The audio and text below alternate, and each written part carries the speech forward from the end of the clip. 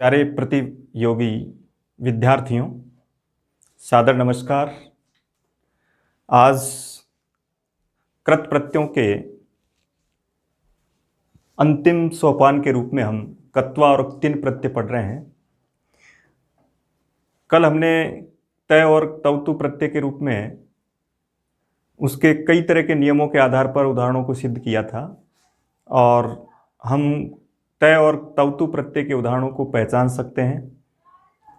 तवतु प्रत्यय के लिए जो शब्द निर्मित होगा, कृदंत शब्द, उसके अंत में पुल्लिंग जो शब्द होगा उसमें आपको तवान देखना है। स्त्रीलिंग में उसके पीछे तवती आएगा और नपुंसकलिंग में तवत होगा। तय प्रत्यय के रूप में तय पुल्लिंग में होगा, ता स्त्रीलिंग में होगा और तम नपुंसकलिंग में होगा। इनके स्थान पर तय की जगह पर ध भी हो सकता है, ढ भी हो सकता है, ट भी हो सकता है। यानी तवान की जगह धवान भी हो सकता है, ढवान भी हो सकता है और टवान भी हो सकता है। तो इसके आधार पर हम दिए गए पैराग्राफ में से पूछे गए शब्द के अंतर्गत प्रत्यय को बता सकते हैं। कई जगह पर इस तरह से थोड़ी सी समस्या आ सकती है कि जैसे एक शब्द लिखा हमने हतवान और एक शब्द लिखा जैसे धनवान, तो वहाँ थोड़ा सा ध्यान रखें कि जहाँ वान आ रहा है वहाँ एक तद्धित का प्रत्यय भी होता है, जो शब्द से होता है उसमें वान जुड़ता है, मान जुड़ता है। तो उसमें और इसमें क्या अंतर है, उससे उस वान से पहले इसमें ये चीज़ें आना जरूरी है। जैसे तवान होगा, धवान होगा या ढवान या टवान, उससे पहले ये देखना है आपको और उसके आधार पर आप इस प्रत्यय की पहचान कर सकते हो। तवतु प्रत्यय को इस तरीके से देखेंगे। जहाँ कुछ विशेष उदाहरण पढ़े हमने, जैसे शुष्क पढ़ा तो वहाँ शुष्क वान होगा। जो विशेष उदाहरण है उनको अच्छी तरह से याद रखना है। और अब आज हम उसी जैसा एक प्रत्यय है त्वा और एक दूसरा है तिन। ये भी कित प्रत्यय हैं दोनों ही। जैसे तय और तवतु जैसी ही स्थितियाँ मिलेगी, ज़्यादातर कुछ स्थानों पर उससे चेंज मिलेगा, इसलिए थोड़ा सा अलग है। बाकी तो सभी पूरे जितने नियम हमने तय और तवतु के रूप में पढ़े थे उसी के आधार पर इनको कर सकते हैं, लेकिन कुछ स्थानों पर इनमें भिन्नता पाई जाती है। तो सबसे पहले देखिए त्वा प्रत्यय है। त्वा प्रत्यय के रूप में इसमें त्वा शेष रहता है और ये एक अव्यय संज्ञक प्रत्यय है। त्वा प्रत्यय के रूप में और अव्यय संज्ञक प्रत्यय के रूप में इसमें जो पहले भी एक प्रत्यय हमने पढ़ा था ल्यप और एक पढ़ा था तुमुन, यानी इस समय हम ये तीसरा प्रत्यय एक तरह से पढ़ रहे हैं और ये एक अव्यय संज्ञक प्रत्यय है। अव्यय संज्ञक प्रत्यय के रूप में मैंने पहले भी आपको बताया कि अव्यय संज्ञक जो प्रत्यय होते हैं वो पुल्लिंग, स्त्रीलिंग, नपुंसकलिंग, एक वचन, द्विवचन, बहुवचन, समस्त विभक्तियां सब में वो समान रूप में उपस्थित होता है। इसलिए यहाँ जहाँ भी अव्यय संज्ञक नाम, तो अब याद रख लें, आपने अभी तक ये 3 अव्यय संज्ञक प्रत्यय पढ़े। सबसे पहले मैंने ये वाले प्रत्ययों में लप प्रत्यय पढ़ाया था, हालांकि वहाँ एक समझाने की दृष्टि से ये पढ़ा था हमने। वैसे ही इसका संबंध त्वा प्रत्यय से है, इसलिए इसके साथ भी इसका सामंजस्य दिखाएंगे। इसके पश्चात दूसरा प्रत्यय तिन है। तिन प्रत्यय में ती शेष रहता है और ये अव्यय संज्ञक प्रत्यय नहीं है, लेकिन इस प्रत्यय से बने हुए शब्द स्त्रीलिंग होते हैं।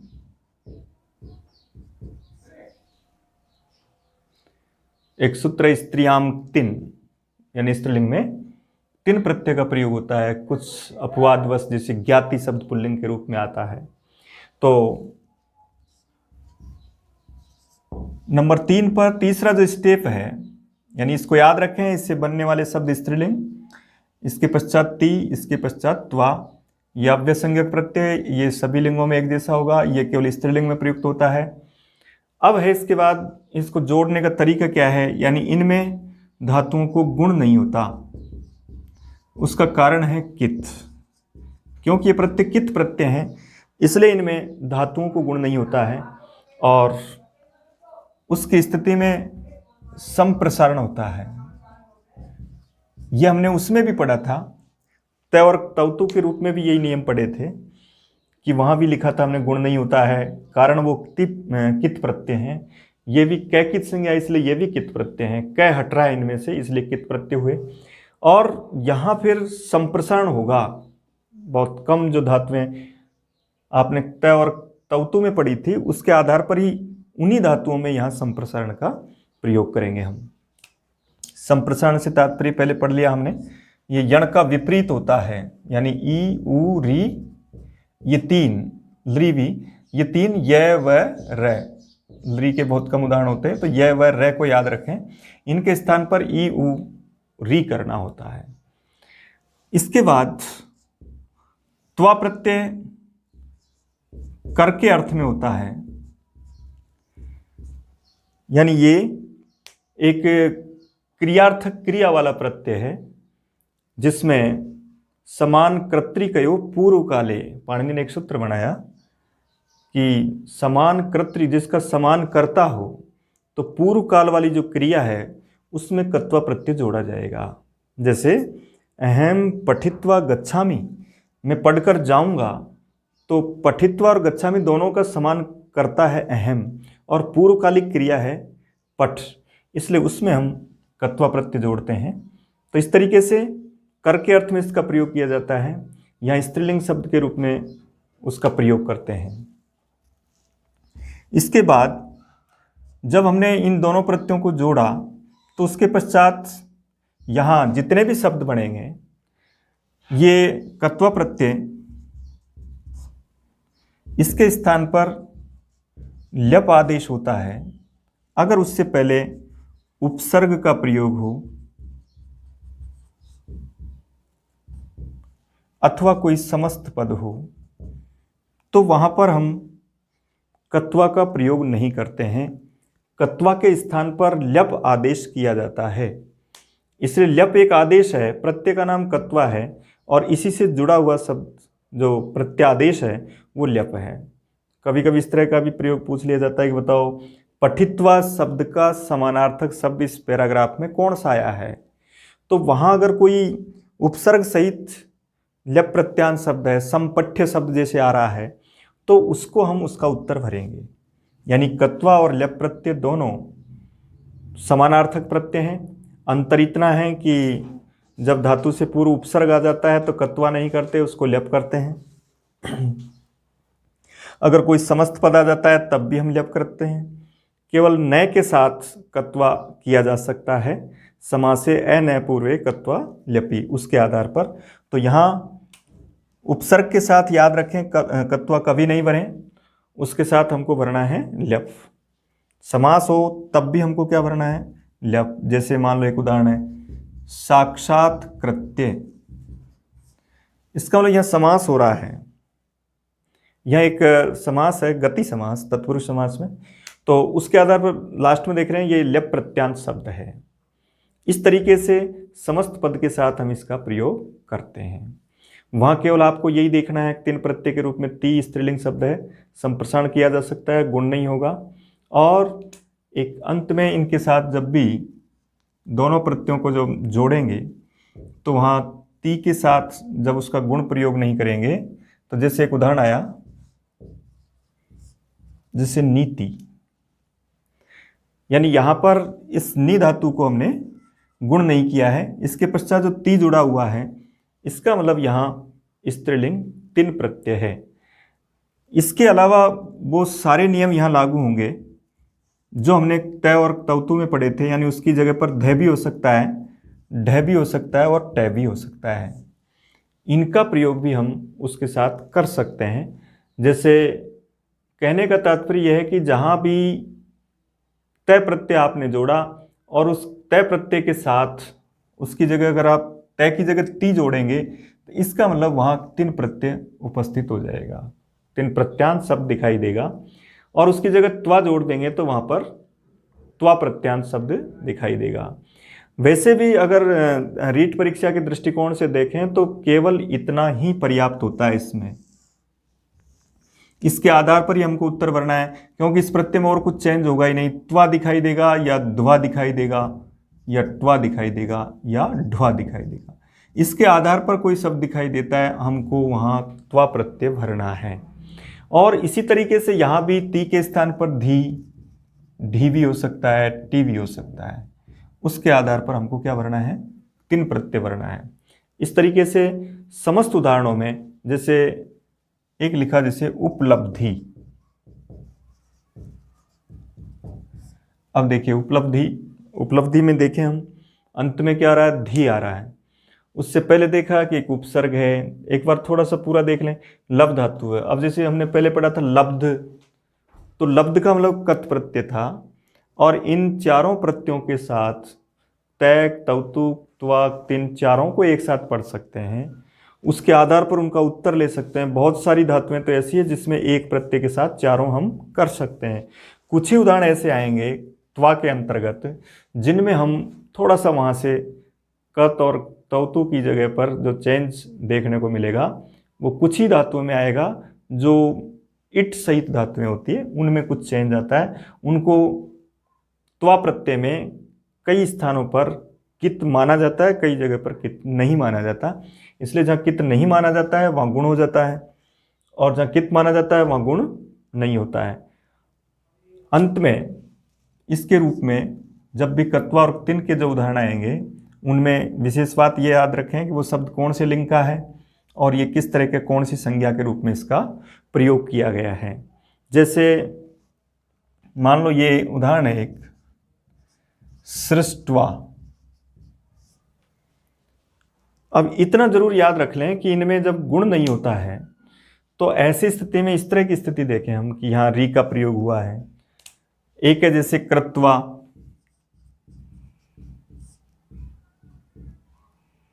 एक है जैसे सहित्वा या सोढ़वा।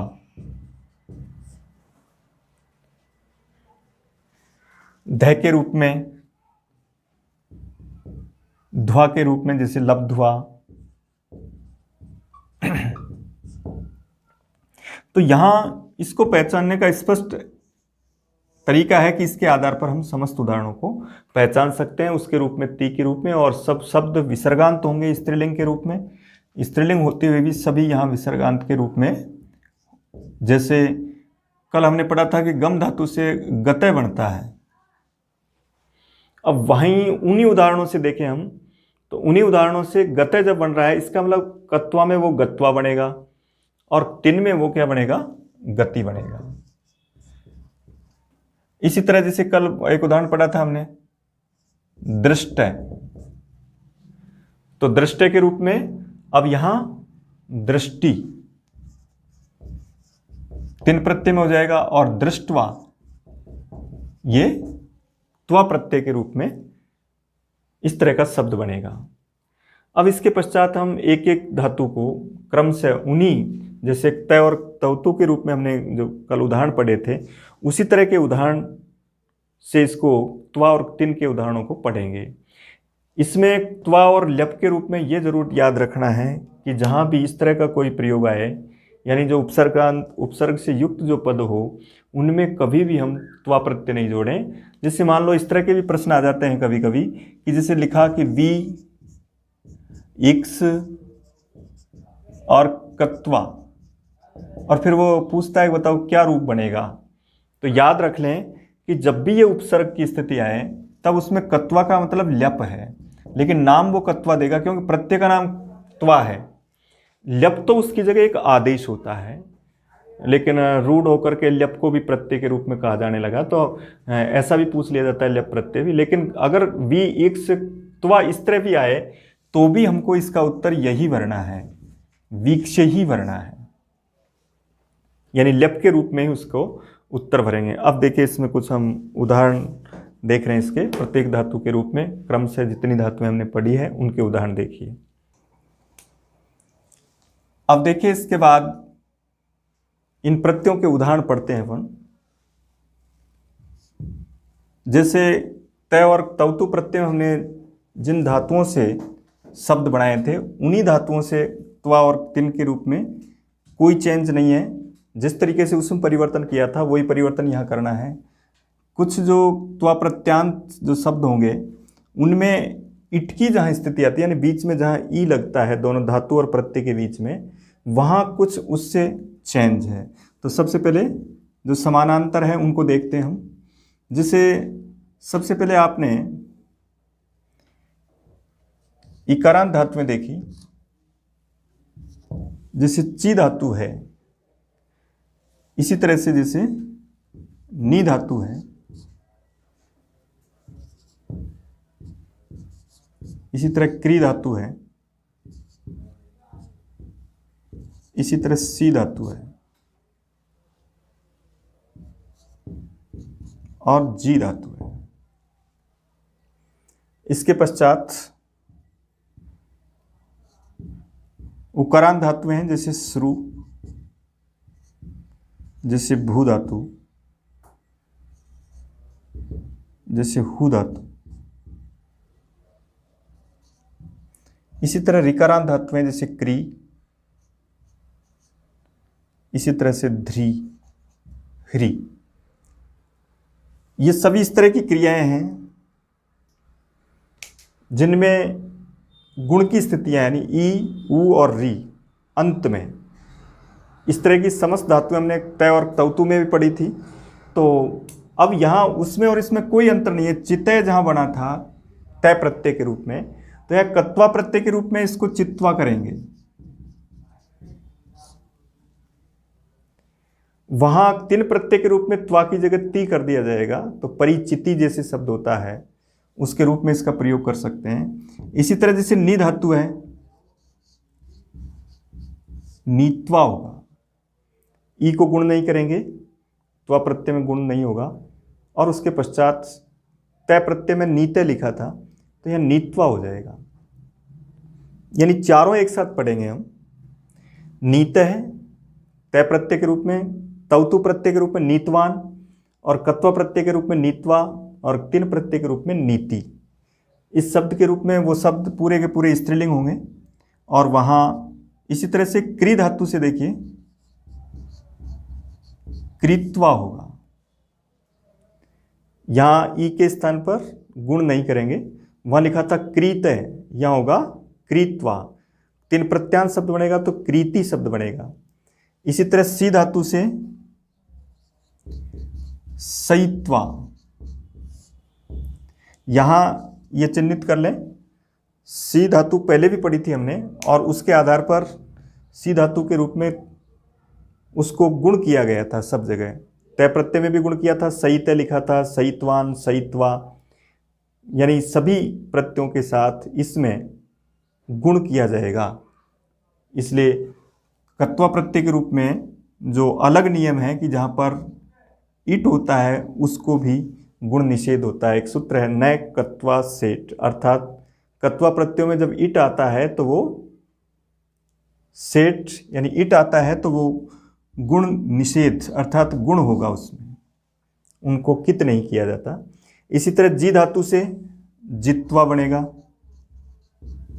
श्रु धातु से श्रुत्वा बनेगा, और भू धातु से भूत्वा, हु धातु से हुत्वा, और क्री धातु से कृत्वा, ध्री धातु से धृत्वा।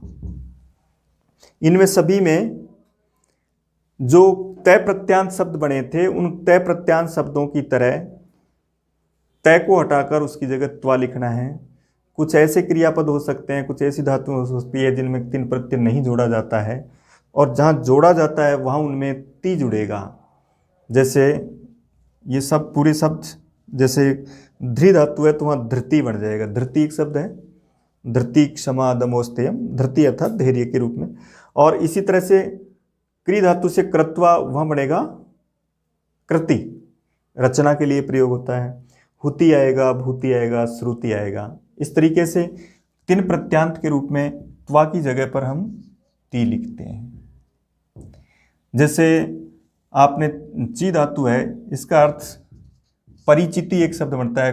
कुछ शब्द ऐसे होते हैं जो सोपसर्ग के रूप में एक सही शब्द के रूप में निर्मित होते हैं। इसलिए वहाँ इस तरीके से हम शब्दों का निर्माण कर सकते हैं, दोनों प्रत्ययों को जोड़ सकते हैं त्वा और तिन के रूप में। इसके बाद देखिए ये समस्त इस तरह की क्रियाएं थी जिसमें ह्रस्व ई भी आ सकता है, दीर्घ ई भी आ सकता है, और ह्रस्व उ भी आ सकता है, दीर्घ उ भी आ सकता है, ह्रस्व री के रूप में प्रयोग किया जा सकता है। इसके बाद देखो जैसे आकारांत क्रियाएं हैं आपकी, जैसे या धातु है तो वहाँ यात्वा हो जाएगा। इसी तरह से अब देखिए आकारांत धातुओं को हमने वहाँ भी तय प्रत्यय के रूप में कई तरीके से अलग अलग किया था। जैसे पा धातु थी, जैसे गई धातु थी, जैसे स्था धातु थी, और इसी तरह से मा धातु थी। तो यहां इनके रूप में कल पढ़ा हमने कि जैसे स्था धातु है तो इनके साथ ह्रस्व ई का प्रयोग करते हैं, अर्थात ये स्थित्वा हो जाएगा। यहां मा भी मी के रूप में हो जाता है, मित्वा हो जाएगा। गई धातु इसको कल पढ़ा था हमने, गीते लिखा था तो यहाँ गीतवा ही बनेगा। वपा धातु को पीते लिखा था तो यहाँ पीतवा ही होगा। जो तय प्रत्यांत शब्दों में तय और तौतु के रूप में जो हमने धातुएं पढ़ी थी उनमें वहाँ जो परिवर्तन किया था, यानी आकारांत धातु में जहाँ दीर्घ ई का प्रयोग किया था हमने पा और गई धातु के साथ, और स्था धातु के साथ मा धातु के साथ जहाँ हमने ह्रस्व ई का प्रयोग किया था, उनके साथ ह्रस्व ई का ही प्रयोग करना है। यानी उनके साथ ही उस नियम को अच्छी तरह से पढ़ना है और उनके साथ त्वा और तिन प्रत्यय के रूप में हम प्रयोग कर सकते हैं। अब यहाँ तिन में भी यही होगा, पीति, गीति, स्थिति, मिति, परिमिति शब्द बनता है उसके रूप में प्रयोग करेंगे। बाकी अन्य जो आकारांत धातुएं उनमें वही जहाँ वहाँ परिवर्तन नहीं हुआ था वैसे यहाँ करेंगे। जैसे स्ना धातु है, स्नात्वा ही बनेगा। ठीक है। अब इसके पश्चात आकारांत जो क्रियापद पढ़ते हैं, आई और औ वाली जो क्रियाएं हैं उनको भी सबको आ माना गया और उसके आधार पर इस तरीके से परिवर्तन किया जाएगा। अब इसके बाद आता है देखिए कि कुछ जैसे कत्वा को आप लप मानते हैं, लेकिन यहाँ तक तो सही है कि लप प्रत्यय पहचान के दृष्टिकोण से तो बिल्कुल राइट है। पहचानने में तो आप बिल्कुल भी गलती नहीं कर सकते, क्योंकि पहचानने का तात्पर्य तो यही कि उस शब्द के पश्चात ये होगा और अव्यय होता है, इसलिए उसके पीछे कोई भी पद का चिन्ह नहीं आएगा, विसर्ग में आदि नहीं, तो उससे आप पहचान कर लेंगे और पहले उपसर्ग दिखाई देगा। लेकिन मान लो कभी ऐसा भी प्रश्न आ जाए कि भाई इस धातु से इस उपसर्ग के साथ लप प्रत्यय जोड़ने पर क्या रूप बनेगा, तो वहाँ थोड़ा सा ध्यान देने की बात है कि लप प्रत्यय कत्वा की जगह होने वाला आदेश है, इसलिए कत्वा को होने वाला कार्य भी लप को होगा। कत्वा को होने वाला कार्य कौन सा? गुण का निषेध। तो वो कार्य भी हम किस में करेंगे? लप प्रत्यय में करेंगे। इसलिए जैसे मान लो कोई भी इस तरह की धातु, जैसे वी उपसर्ग है और नी धातु है, अब इसमें लप प्रत्यय करेंगे तो यहां लप प्रत्यय में यह बचेगा। अब इस नी को गुण नहीं करेंगे, ये याद रखें, क्योंकि कत्वा को होने वाला जो परिवर्तन है वो लप को भी होगा, यानी उसमें अगर आप गुण नहीं करते हैं तो इसमें भी आपको गुण नहीं करना है, इसलिए हम विनीय ही बनेगा। इसी तरह से जहां पर जैसे आ उपसर्ग है, द धातु है, आकारांत धातु में कोई चेंज नहीं, इस तरीके से धातु को होने वाला चेंज, उसको गुण होने वाला, उस गुण को जहां रोकते हैं वो गुण इसमें भी रुकेगा, बाकी और में चेंज नहीं होगा। जैसे मान लो उप उपसर्ग है और उसमें स्था धातु है तो वो उपस्थाय ही बनेगा, उसके पश्चात ही आपको ये जोड़ना है और उसमें कोई चेंज नहीं करना है। दाय आदाय जो आ उपसर्ग दा धातु के साथ है, अब यहाँ जैसे दा धातु का रूप करते हैं तो दा धातु के रूप में यहाँ कत प्रत्यय में जो आपने चेंज किया था वो यहाँ चेंज करेंगे कत्वा में, तो वहाँ क्या बनाया था? उसको आपने दत्वा बनाया था, दत्ते बनाया था तो यहाँ दत्वा होगा। इसी तरह से धा धातु को वहाँ हितय बनाया था तो यहाँ हित्वा होगा। धा धातु किसके रूप में होगी? हित्वा के रूप में होगी। ये विशेष उदाहरण है जहाँ चेंज होता है, दा के स्थान पर वहाँ दत्ते किया था, यहाँ दत्वा होगा। इसी तरह धा के स्थान पर वहाँ हितय किया था, यहाँ भी क्या होगा? हित्वा होगा। बाकी आकारांत धातुओं में जब लप प्रत्यय जोड़ते हैं तो वहाँ उनमें आपको ये चेंज नहीं करना है, केवल गुण निषेध वाला चेंज करना है। एक जैसे मान लो ची धातु है, और इसमें आपको ल्यप प्रत्यय जोड़ना है, जैसे सम उपसर्ग है तो सम ची और ये हुआ। लेकिन जो ह्रस्व मात्राएं होती है, ह्रस्व स्वर होते हैं, उनके पश्चात तय का आगम होता है, तुक का आगम होता है। इसलिए जितने भी ह्रस्व स्वर होंगे उनके आगे ल्यप प्रत्यय जोड़ने पर उनके आगे तय जोड़ना है, तुक का आगम करना है, इसलिए ये संचित्य बनेगा। अब जैसे मान लो वी उपसर्ग है और उसके पश्चात जी धातु है और ल्यप प्रत्यय करना है तो ये विजित्य बनेगा, इसको तय का आगम करेंगे। जैसे प्र उपसर्ग है और क्री धातु है तो उसके आगे प्रकृत्य लिखेंगे, क्योंकि यहाँ री भी ह्रस्व है और ह्रस्व के साथ इस तरीके से प्रयोग करना है अपन को। एक जैसे त्रि धातु है दीर्घ री के रूप में और वहां कत्वा प्रत्यय करना है तो उस जगह पर आप तीर्थवा प्रयोग बनाएंगे। तय प्रत्यय में कल पढ़ा था हमने कि भाई जब दीर्घ री वाली धातुएं होती है तो उनको ईर्ण किया जाता है, ईर का प्रयोग होता है, तो यहाँ ईर करके उसके आगे त्वा जोड़ देंगे। तो तीर्थवा इस तरीके से कत्वा प्रत्यांत के रूप में जो दीर्घ ऋकारांत है उनके साथ इस तरीके से प्रयोग करेंगे। अब इसके बाद देखो जहाँ पर व्यंजन वाली धातुएं हैं, जो हलंत धातुएं हैं, उनमें किस तरीके से परिवर्तन करना है। हलंत धातुओं के साथ निश्चित याद रखें कि उपधा को जो गुण की प्राप्ति होती है वो गुण का निषेध होता है। लेकिन अब गुण के निषेध के रूप में इसमें जब गुण का निषेध करेंगे तो याद रखें कि जो इट वाली से तात्पर्य जिनके बीच में ई आता है, जैसे ये, वहाँ कुछ अलग अलग धातुओं में अलग अलग तरह का नियम है। उसके उदाहरणों को इस तरीके से पढ़ते हैं। जैसे सामान्य कोई धातुएं हैं, जैसे मान लो पठ धातु है। अब पठ धातु के साथ इट वाली धातु है तो पठित्वा होगा। अब इसमें तो कोई ऐसा चेंज है ही नहीं, क्योंकि यहाँ तो ए है, ए को कोई चेंज होता नहीं, तो उसमें केवल हमको त्वा जोड़ना है। और इसी तरह से अन्य जितनी भी धातुएं हैं, जैसे हस धातु है अर्थात हसित्वा,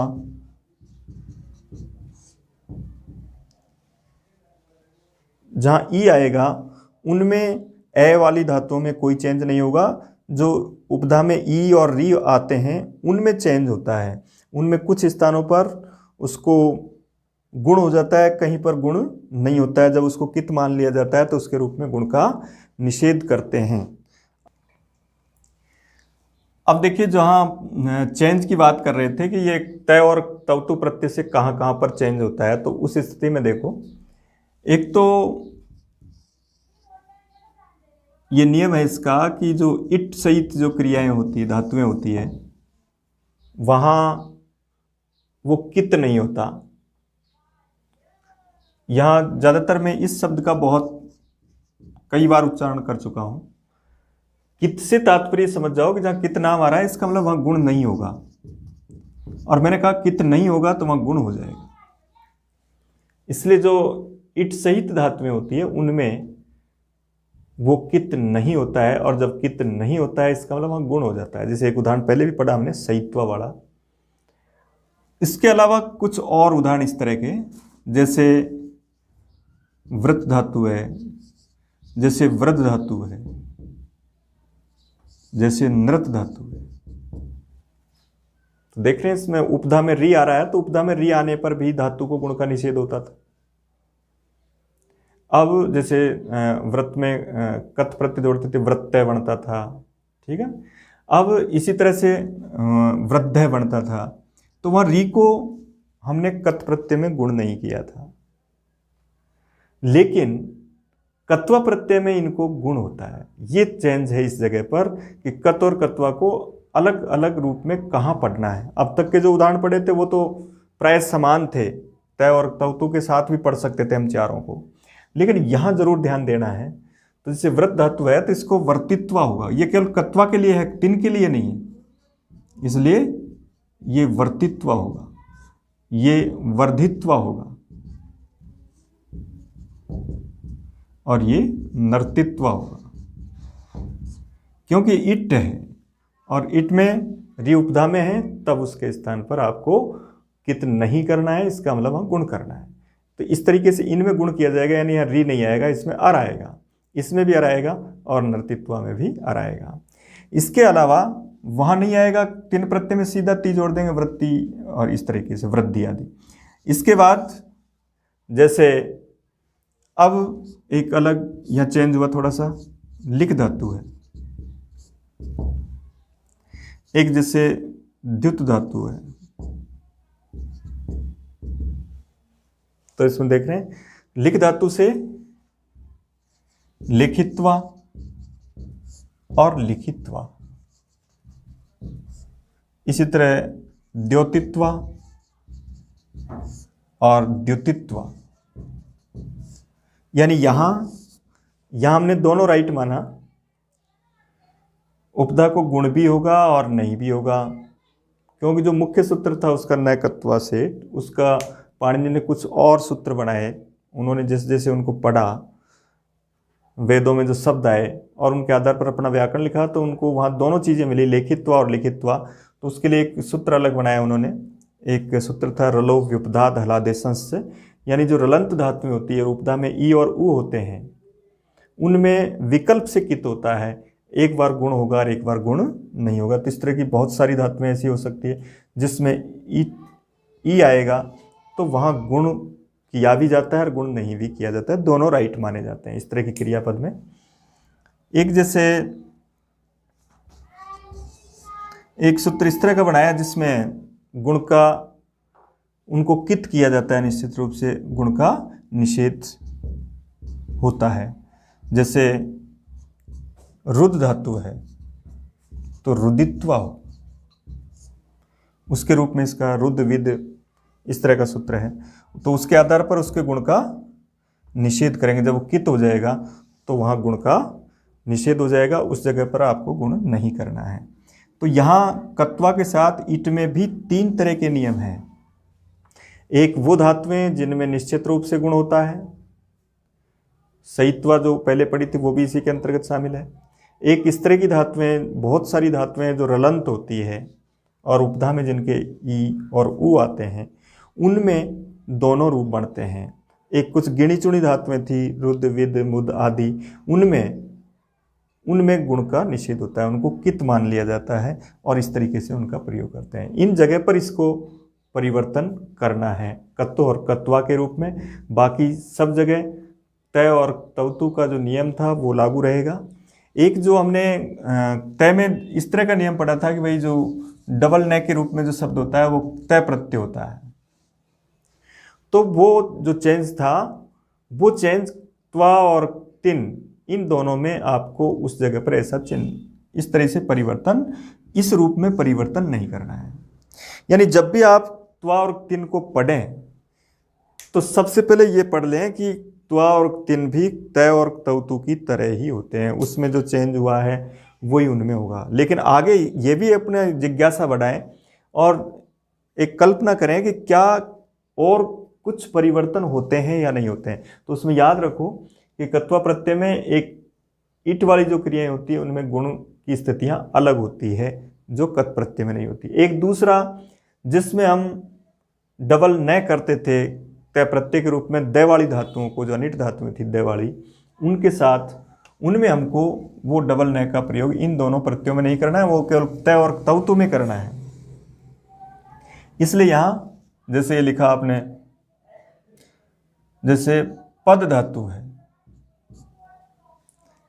अब पद धातु करेंगे, इसको तय प्रत्यय करेंगे तो पन्ना रूप बनेगा, जैसे प्र उपसर्ग लगा दिया तो प्रपन्न हो गया।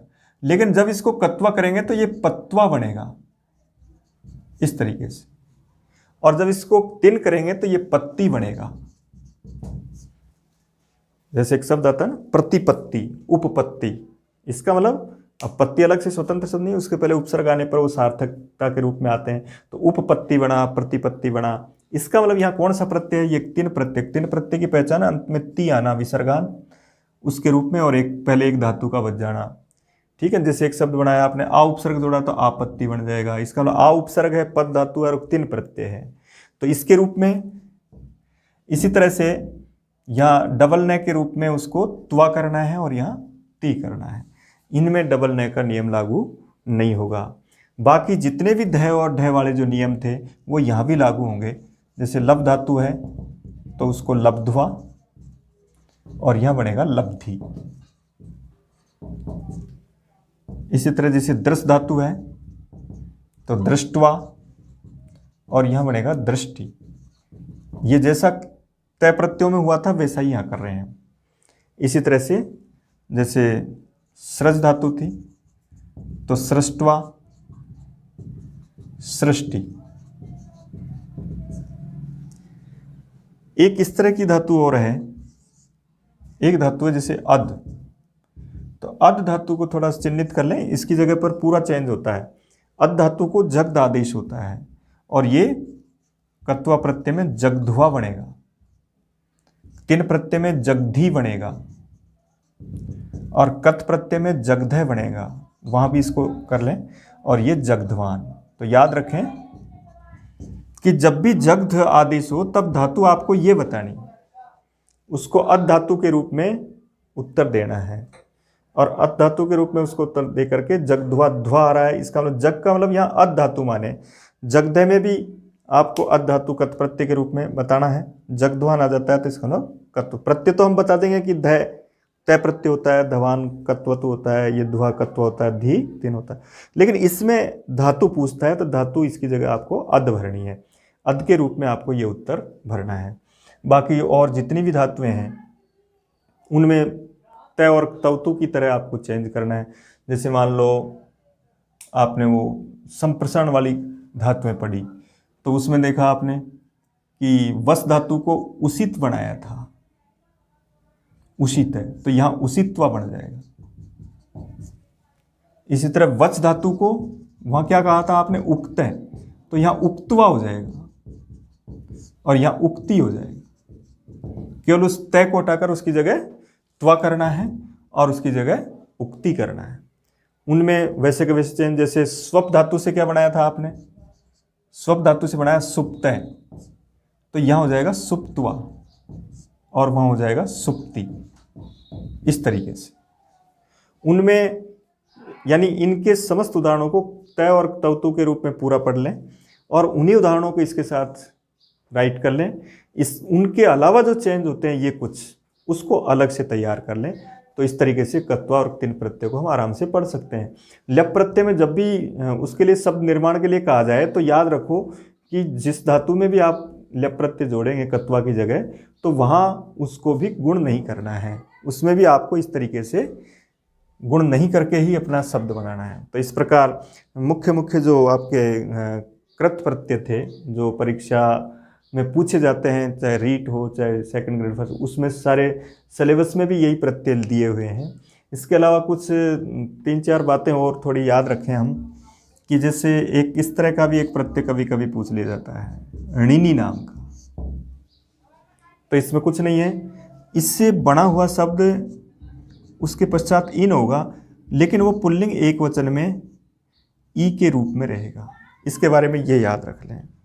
ऋणी प्रत्यय का जो भी उदाहरण होगा उसमें उसकी जगह पर इन शेष रहता है, तो मूल शब्द तो इन के रूप में आएगा, लेकिन उसके लास्ट में ई जुड़ जाता है। और ऐसा ही प्रत्यय तद्धित में हम एक पढ़ते हैं, उसका नाम इनी होता है, तो दोनों में एक ही शब्द बचता है ये। तो ये दोनों में थोड़ा अंतर है। ऋणी प्रत्यय हम धातु के साथ जोड़ते हैं, इनी प्रत्यय हम शब्द के साथ जोड़ते हैं। जैसे मान लो चक्र शब्द है तो चक्रिन, वहाँ इनी प्रत्यय माना जाएगा। लेकिन ऋणी प्रत्यय हम क्या है, धातुओं के साथ, जैसे दा धातु है तो दा में जब ऋणी प्रत्यय जोड़ेंगे तो ये दाइन शब्द होगा और पुल्लिंग में बनेगा इसका दाई। जैसे स्था धातु है तो स्थाइन और वहाँ बनेगा स्थाई। जैसे मंत्र धातु है तो वहाँ बनेगा मंत्री। तो इनमें ऋणी प्रत्यय के रूप में क्या होता है, इन जुड़ता है और उसके लास्ट में हम उसको दीर्घ ई के रूप में कर देते हैं। तो ऐसे उदाहरणों में ये भरना है हमको, ऋणी प्रत्यय के रूप में लास्ट में ई दिखाई देगा। जैसे उष्ण भोजी, तो वहाँ भी ई आ रहा है, वहाँ एक धातु है पहले भुज धातु और उसको दीर्घिकारांत कर रहा है, तो वहाँ ऋणी प्रत्यय का प्रयोग कर सकते हैं। एक इस तरीके से एक और है, जैसे स्टार्ट में पढ़ाया था मैंने आपको अच और अप। तो अच के लिए तो मैंने बताया था कि ई वाली जो धातुएं हैं उनमें अच प्रत्यय होता है, जैसे ई को अय होगा, जैसे नी को नय होगा, जैसे जी को जय होगा। तो ये इकारांत, जैसे वहां प्रत्यय पढ़ा था ना, प्रति प्लस ई प्लस अय, तो अय के रूप में ये इकारांत धातुओं से, ई वाली धातुओं से अच प्रत्यय होता है, और उकारांत धातुओं से ऋकारांत से अप प्रत्यय होता है। जैसे मान लो पू धातु है, तो अब इसको ऊ को ओ होकर के औ होगा पवय। इसी तरह जैसे क्री धातु है तो इसको करेंगे करय, जैसे ग्री धातु है तो इसको करेंगे गरय। तो यहाँ ऋकारांत धातुओं में उत्तर भरें उसमें अप प्रत्यय, और इकारांत धातुओं में उत्तर भरें अच प्रत्यय। जब उसके पीछे अय आए, जब ऊ के पश्चात अवय आए तो अप प्रत्यय भरना है, री के धातु से अरे आए तो वहाँ हमको अप प्रत्यय भरना है। ये कुछ और प्रत्यय इसमें शामिल हैं, उनको आपको इस तरीके से पढ़ना है। तो इस प्रकार से हम समस्त जितने भी कृत प्रत्यय हमारे सिलेबस में हैं, उन कृत प्रत्यय के सभी प्रत्ययों को जिस तरीके से ये नियम हमने पढ़े और उस तरीके से शब्दों के उदाहरण पढ़े, उसके आधार पर एक बार उससे अभ्यास करें।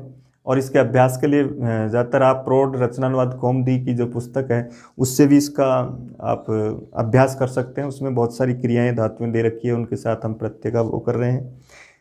बाकी अब इसके पश्चात जो प्रत्यय का अपना भाग है वो कल से हम तद्धित प्रत्यय पढ़ेंगे। तद्धित प्रत्यय के बहुत कम प्रत्यय आपके सिलेबस में है, उसको कल प्रारंभ करेंगे।